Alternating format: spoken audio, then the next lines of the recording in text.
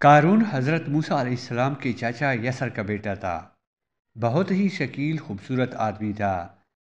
اسی لیے لوگ اس کے حسن و جمال سے متاثر ہو کر اس کو منور کہا کرتے تھے۔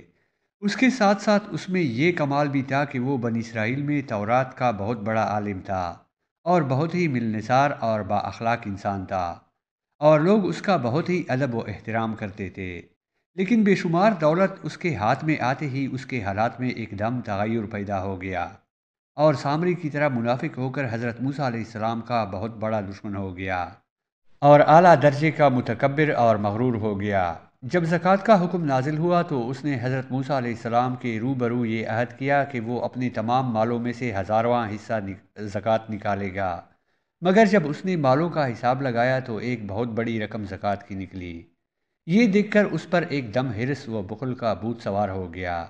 اور نہ صرف زکوٰۃ کا منکر ہو گیا بلکہ عام طور پر بنی اسرائیل کو بہکانے لگا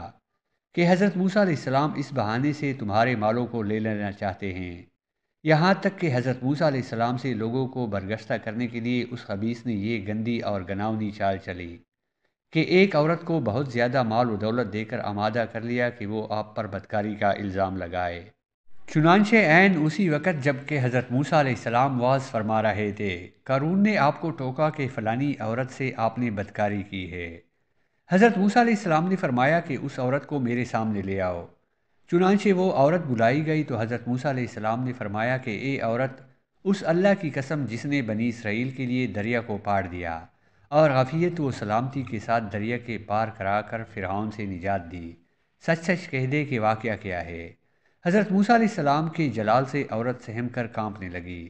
اور اس نے مجمع عام میں صاف صاف کہہ دیا کہ اے اللہ عز و جل کے نبی، مجھ کو قارون نے کثیر دولت دے کر آپ پر بہتان لگانے کے لیے آمادہ کیا ہے۔ اس وقت حضرت موسیٰ علیہ السلام ابدیدہ ہو کر سجدہ شکر میں گر پڑے اور بحالت سجدہ آپ نے یہ دعا مانگی کہ یا اللہ، قارون پر اپنا قہر و غضب نازل فرما دے۔ پھر آپ نے مجمع سے فرمایا کہ جو قارون کا ساتھی ہو وہ قارون کے ساتھ ٹھہرا رہے اور جو میرا ساتھی ہو وہ قارون سے جدا ہو جائے۔ چنانچہ 2 حبیثوں کے سوا تمام بنی اسرائیل قارون سے الگ ہو گئے۔ پھر حضرت موسیٰ علیہ السلام نے زمین کو حکم دیا کہ اے زمین، تو اس کو پکڑ لے، تو قارون ایک دم گھٹنوں تک زمین میں دنس گیا۔ پھر آپ نے دوبارہ زمین سے یہی فرمایا تو وہ کمر تک زمین میں دنس گیا۔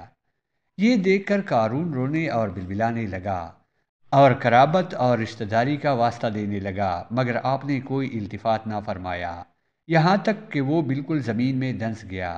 2 منحوس آدمی جو قارون کے ساتھی ہوئے تھے لوگوں سے کہنے لگے کہ حضرت موسیٰ علیہ السلام نے قارون کو اس لیے دنسا دیا ہے تاکہ قارون کے مکان اور اس کے خزانوں پر خود قبضہ کر لیں۔ تو آپ نے اللہ تعالیٰ سے دعا مانگی کہ قارون کا مکان اور خزانہ بھی زمین میں دنس جائے۔ چنانچہ قارون کا مکان جو سونے کا تھا اور اس کا سارا خزانہ سبھی زمین میں دنس گیا۔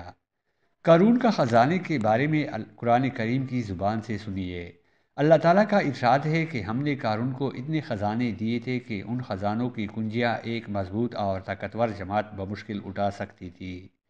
قرآن مجید میں اللہ پاک فرماتے ہیں، بے شک قارون موسیٰ کی قوم سے تھا، پھر اس نے ان پر زیادتی کی اور ہم نے اس کو اتنے خزانے دیے جن کی کنجیاں ایک زور اور جماعت پر بھاری تھی۔ حضرت موسیٰ علیہ السلام نے قارون کو جو نصیحت فرمائی وہ یہ ہے